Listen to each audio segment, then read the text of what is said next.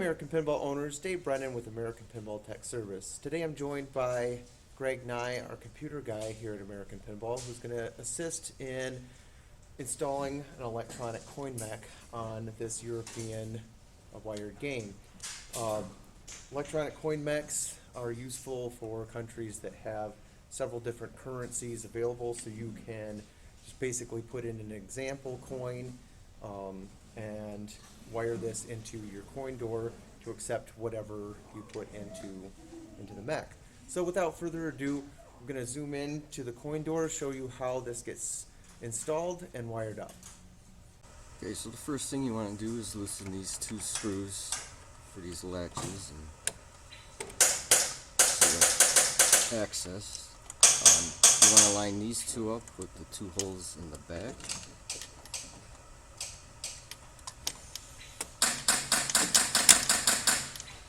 And then put your latches back in and tighten them down.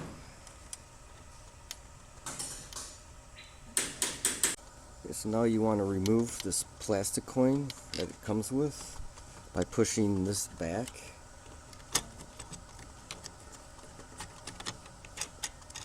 Moving that, and then we can place our quarter inside.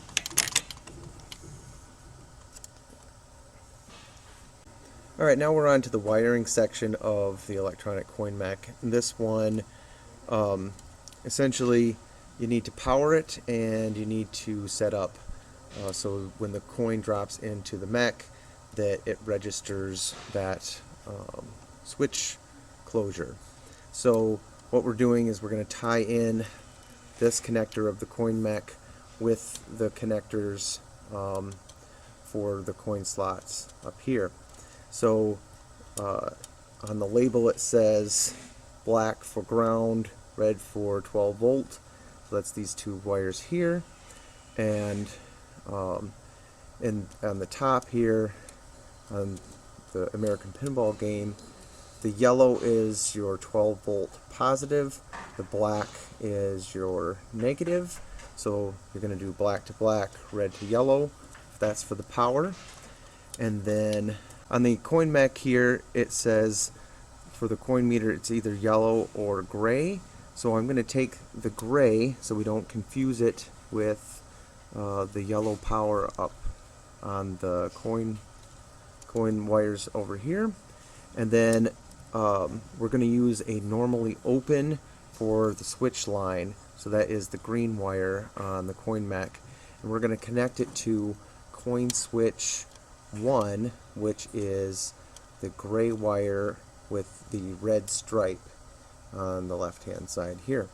And this matches up with the quick reference guide. If you go to AmericanPinball.com and you go to support, and for each one of the games there is a quick reference guide that lists all of the switches for the game, including all the wire colors, so you know which one goes to which coin. So in this case we're going to use coin 1. Alright, since this particular coin mech did not come with any kind of connector that would plug into this PCB, what we're going to do is tap into the wires that go in here. And so like I said before, the yellow is your power, the black is ground. In this case, I'm going to use what's called a T-tap connector, and this basically just goes onto the wire, and then you clamp it closed, and then you take a spade end and crimp it onto the power wire. So strip a little end off of it and put it into the spade connector, and then I'm going to crimp this end on.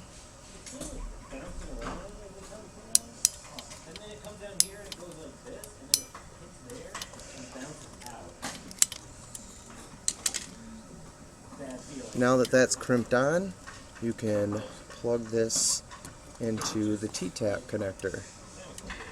And then you'll do that same step for the ground black to black, and then you'll take the gray wire, and the gray is also going to go to the black ground, so these two, and then your green wire is going to go to gray with the red stripe, and that will be for your coin 1.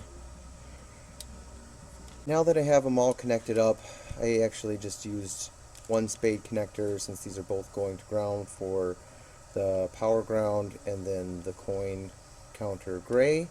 But I wanted to touch base on the adjustments for the coin mech itself. So if you look at the side here, it has a couple of adjustments for the timer of the switch. So you have a slow, medium, and fast switch. So that's just how it reads, how quick it reads it.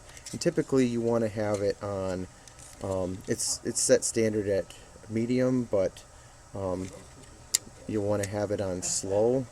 But just, obviously we'll test it and I'll show you how that works. And then the VR tuning, that's the sensitivity to, if you have coins that are very similar in size, you might want to make sure you test that so it accepts the coin that you want it to accept, so you can increase or decrease the sensitivity, because this coin reader is reading the type of metal and the weight for that particular coin. Okay, we're going to try a quarter through the slot and make sure it reads and doesn't get rejected. So it went to the coin box and made the sound. I'm going to put a dime in there. That within the reject. I'll try a penny. Same thing, and a reject, and a nickel. Now put another quarter in. Do that again. So it's reading the quarter and rejecting everything else. Now that your coin unit is set up and it's accepting your coins, now we'll go into the service menu to set up how many coins equal 1 credit on the game. So open your coin door and use the coin door buttons just like it says on the screen. Enter into the service menu, and then you go over to settings and then pricing, and then here is where you're going to change this around. So remember, we tapped into the gray wire with a black stripe for coin unit 1 or coin slot 1, and this is where you can actually change what the units are for that slot. So in this case we're using quarters, and 4 quarters equal $1. So when we go down to the pricing plan, so it'd be 4 units, 4 quarters equals 1 credit. And then you can also set, so this is 0.25 is the unit value. So you can go in here and there's several presets. What a lot of operators like to do is they can give a deal for your credits. So you could do so 4 quarters equals 1 credit, or 8 equals 3, to give people the incentive to put in more money. So what we'll do is I'll show you that works. So let me back out using the green coin door button, and I'm going to drop in some coins.